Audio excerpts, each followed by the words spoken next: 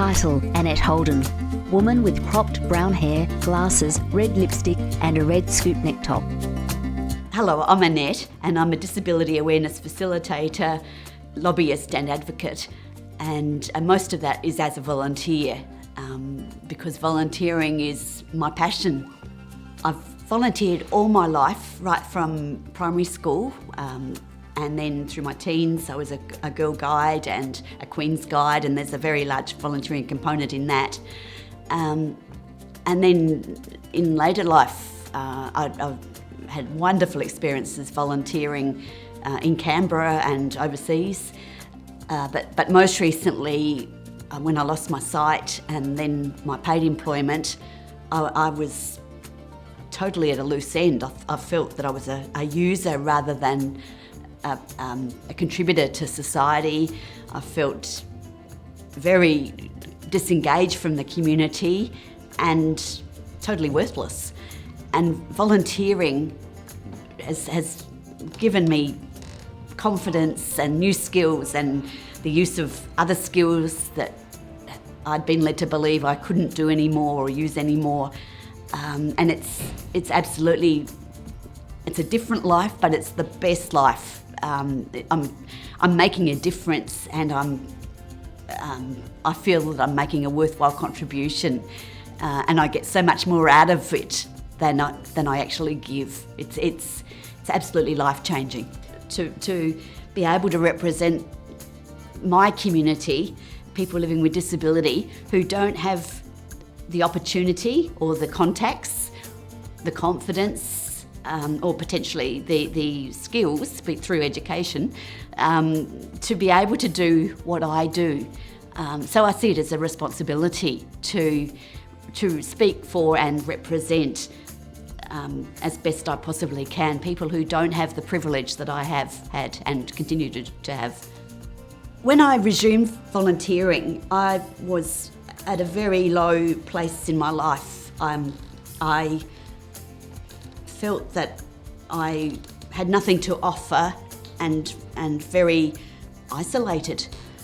And it was quite a step to reach out for that first volunteering role because my confidence was totally gone and I was afraid. Part of losing sight involves a lot of fear because of terrible experiences. So every time I walked out the front, and will continue to walk out the front door, you just don't know what you're going to encounter. So I totally understand that volunteering can be, especially that first step, can be triggering and traumatic and frightening. But I learned very quickly that it's worthwhile. It's worthwhile taking that risk. And that's why it's so important that volunteering organisations, and especially individuals, are careful to understand that it is a big thing for many people to take that step, initially at least, to be welcoming, to not be overpowering at first, to be empathetic and to listen to what the potential volunteer might say, either with words or through body language, because it all hinges on that first interaction, whether somebody will return or not. Volunteers should be treated in a similar way as a paid employee, in that being respected and afforded dignity. Of course, the onus is also on the would-be volunteer to offer and provide the same. But we're doing it from, a volunteer is offering themselves, their time, their skills. Sometimes even it may cost, or it does cost sometimes, to volunteer. And that should never be abused. The less positive experiences I've had in volunteering have involved people who have underestimated what I can do, which is so disempowering and frustrating and demeaning. Please don't tell someone living with disability what we can't do. Let us show you what we can do, because you'll be amazed. It's been assumed that I can't do something. And if anything's going to upset me, it's that. Because you'll find with most people living with disability, we can do pretty well anything if we have the opportunity and the support.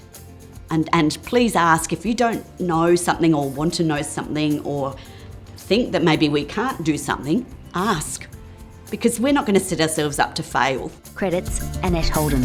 Produced by Mitri Kamash. Logos, Volunteerability, Creating Inclusive Opportunities. Orana, Northern Volunteering, Southern Volunteering.